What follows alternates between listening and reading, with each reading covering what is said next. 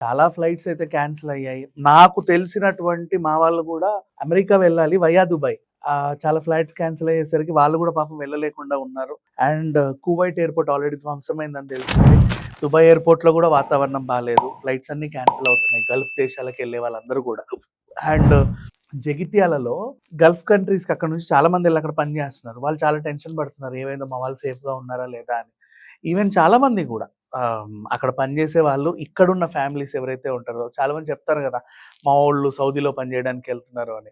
అక్కడ యుద్ధ వాతావరణం ఉందని తెలిసినప్పటి నుంచి ఇక్కడ భయాందోళనలు బాగా పెరిగిపోయాయి. నోరా ఫతేహి ఆవిడ ఉండేది దుబాయే కానీ ప్రెజెంట్ ఇండియాలో ఉంది. ఆవిడ వీడియో విడుదల చేసింది. పీవీ సింధు ఒక వీడియో విడుదల చేసింది.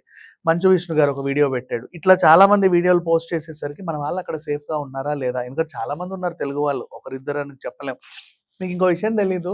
బోలెడంత మంది డాన్సర్‌లొస్తారు కదా ఇండస్ట్రీకి. మరి అందరికి పని లేదు. మరి ఆ పాత రోజుల్లో ఉన్న డాన్సర్‌లందరూ ఏమైపోయారు? చాలా మంది కూడా దుబాయ్, ఖతర్ లాంటి దేశాలకెళ్ళి అక్కడ క్లబ్ డాన్సర్స్‌గా జాయిన్ అయ్యారు.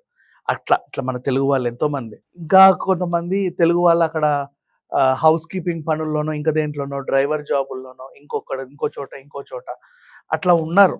చాలా మందున్నారు ఇండియన్స్ చెప్పాలి అనుకుంటే. మీరొకసారి మెహదీపట్నం, టోలీ చౌక్ ఇలాంటి ఏరియాస్ తిరగండి హైదరాబాద్‌లో. ఏ ఇంటి తలుపు కొట్టినా వాళ్ళ ఇంట్లో ఎవరో ఒకరు సౌదీలో ఉంటారు. ఇట్లా చాలా మంది ఉండేసరికి వీళ్ళకి భయం పెరిగింది.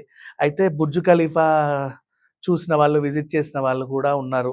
ఆ బుర్జ్ ఖలీఫా మీద ఇట్లా హ్యాపీ బర్త్‌డేలు రాసుకొని ఫీల్ అయిన వాళ్ళు, దాని మీద వీడియోని చూసి మురిసిపోయిన వాళ్ళు కూడా చాలా మందున్నారు. ఇంకెందుకు మనకి ఇంకో రూమర్ ఉంది. కల్వకుంట్ల కవితకు కూడా బుర్జ్ ఖలీఫాలో ఒక ఫ్లాట్ ఉంది అని. మరి అది ఎంతవరకు నిజమో మనకు తెలీదు. బట్ ఏదేమైనా దుబాయ్‌లో ఉన్న మన వాళ్ళైతే సేఫ్‌గా ఉన్నారా లేదా అని చెప్పేసి చాలా మందికి టెన్షన్. నంబర్ 1. నంబర్ 2 వె చాలా మంది విదేశాలకు వెళ్ళాల్సిన వాళ్ళు వెళ్ళలేక ఆగిపోయారు. బికాస్ ఆఫ్ ఫ్లైట్స్ క్యాన్సిల్ అవ్వడం వల్ల. అదొక ప్రాబ్లము. సో, ఈ యుద్ధ వాతావరణం త్వరగా వీలైనంత త్వరగా కొంచెం ఒక దారికి రావాలని మనస్ఫూర్తిగా కోరుకుందాం. Thank you so much.